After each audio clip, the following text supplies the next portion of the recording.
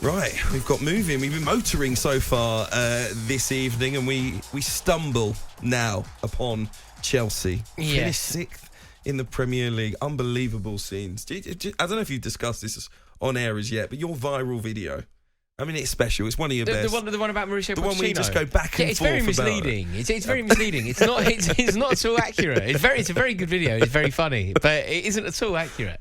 The beginning bit, initially where it says "I love Mauricio Pochettino," end of the season.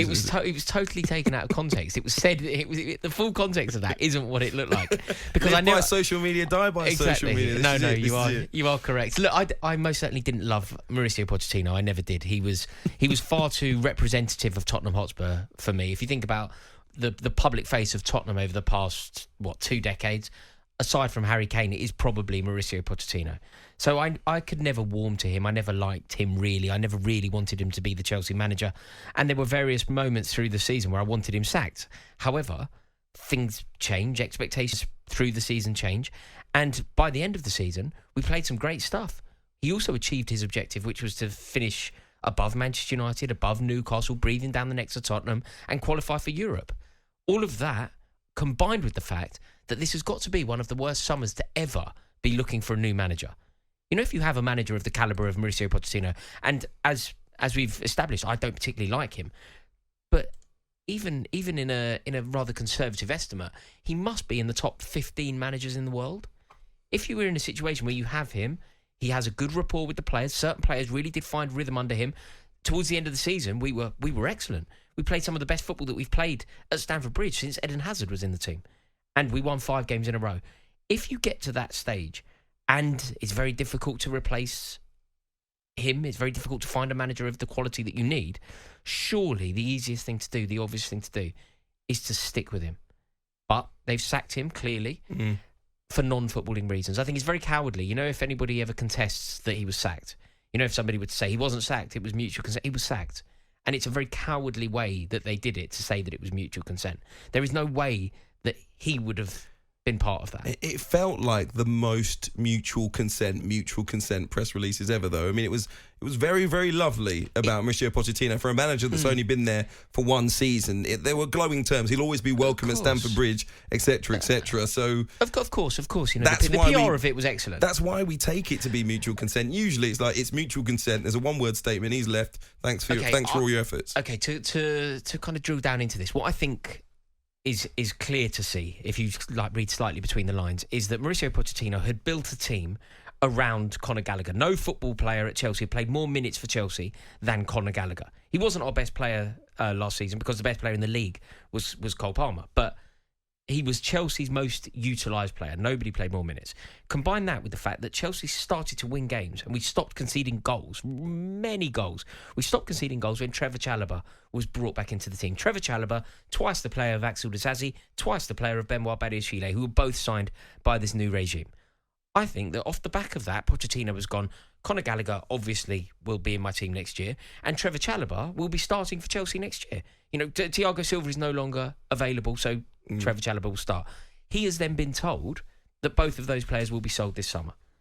At that point, that's mutual consent to leave, isn't it? When you go, the players that I need to succeed next season, the players that I want to build on my relationship with, the players that have served me so well this year, who have been integral to our limited success, are now going to be sold. And all we've learnt from this is we've learnt how dangerous this ownership are.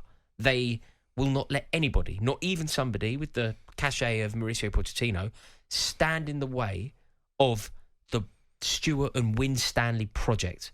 And that project is to extract as much money out of the club as possible. And the way that you do that is to sell your youth players. It's a flaw in the system. It's a flaw in the PSR. But the way that you can equalise, or do your best to equalise the spending, is to sell youth products, which is a real flaw in the system.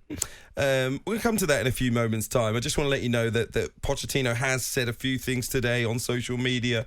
A statement he put out, he said, "We know there have been ups and downs. We always believed in this team and that we would arrive at a consistent level."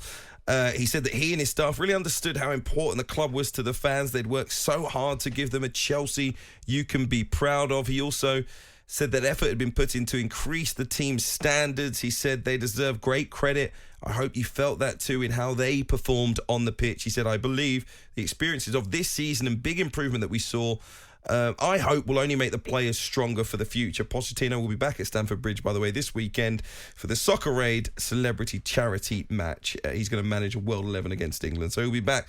To some Chelsea fans, I'm sure, will be in the stadium to wave goodbye to him. But yeah, look, he did. There were moments where he did okay. Don't get me wrong. There were some terrible moments under Mauricio Pochettino as well. But what I have to admit is that he did what was asked of him.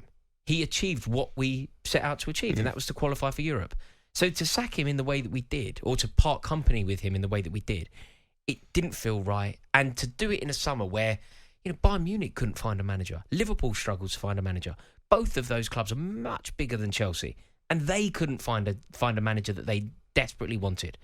So no, I think that we have made a huge error, and it set us back. I'm not sure it set you back.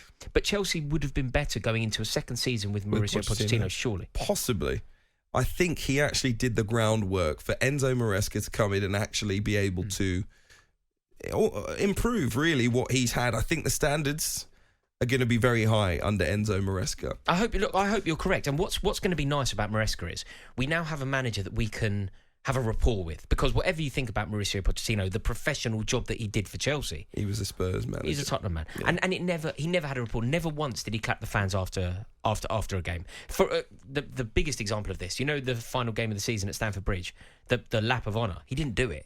He went straight down the tunnel. So there was no rapport with the fans. He didn't like Chelsea. I don't believe that he is a Chelsea man. Yeah. What he is, though, is a professional who did his job, who was treated very harshly.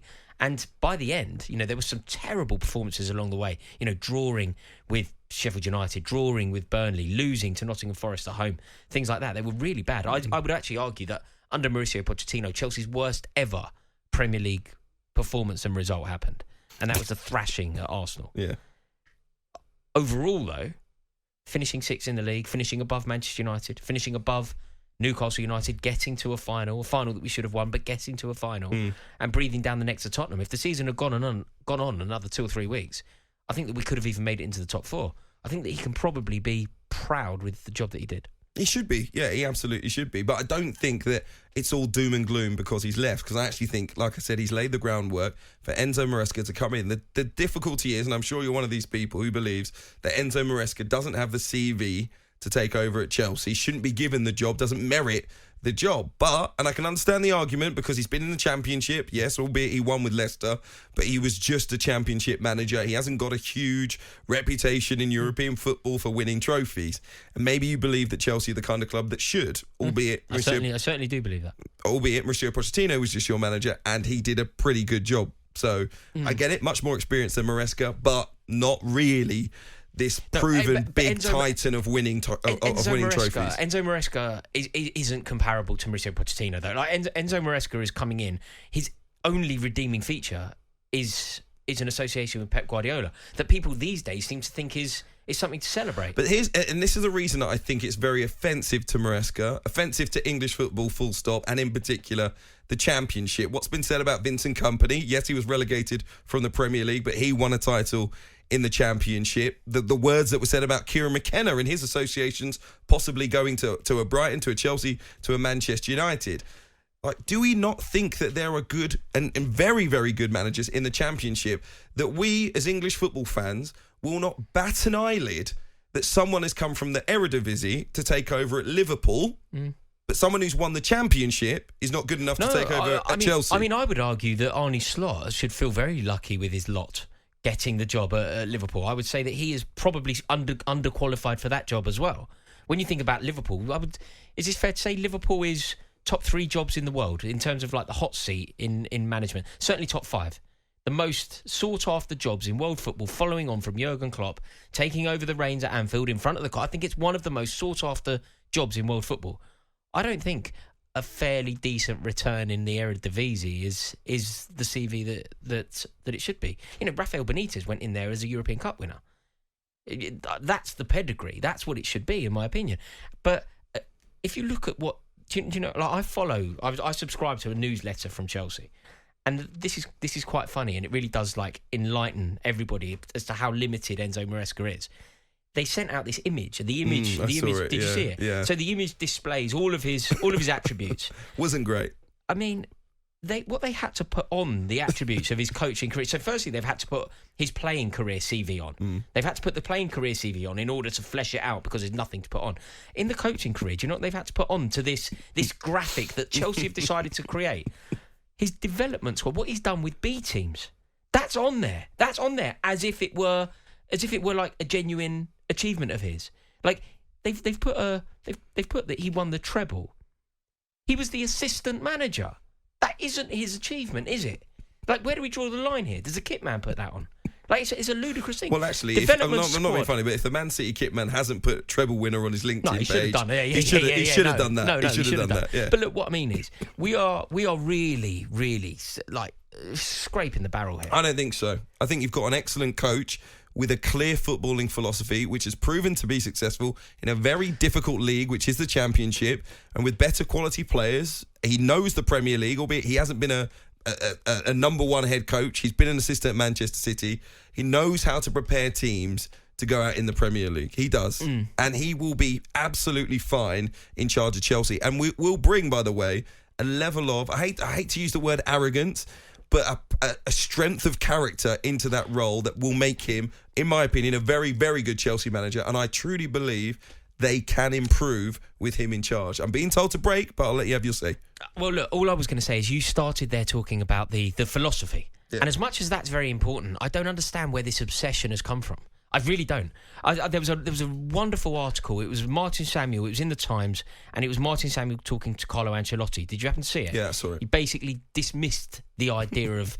He said he's a pragmatist. He wants to win games, and his responsibility as a football manager is to come up with a way to win the game. Having this devotion to a particular setup, it's idiocy. Do you remember when Bielsa was manager of Leeds and they got battered? They conceded 6 goals at Old Trafford. And everyone went, Leeds played well, didn't they? Like, what on earth are you talking about? They've just lost the War of the Roses at Old Trafford. Like, how on earth have they played well? They've conceded 6 goals. They stuck to their philosophy. They got battered. That's not going to happen to Chelsea under Enzo Maresca, who will be a success. And I'll say it here happily on air. I think you'll finish higher next season with Maresca in charge. But I will say, thanks to the good work that Poch has done before he's come. On AM, on DAB, via the talkSPORT app and on your smart speaker. talkSPORT.